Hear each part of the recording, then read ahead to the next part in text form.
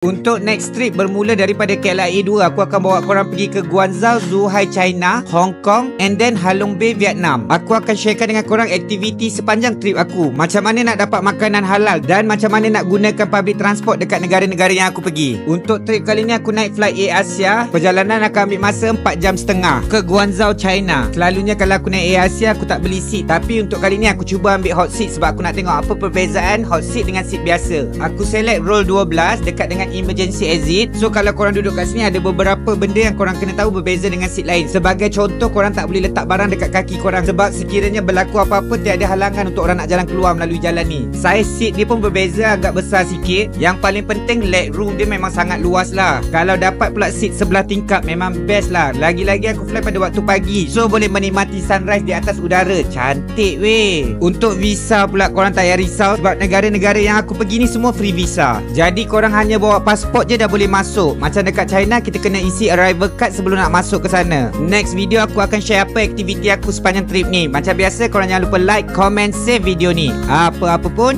jom ikut aku travel.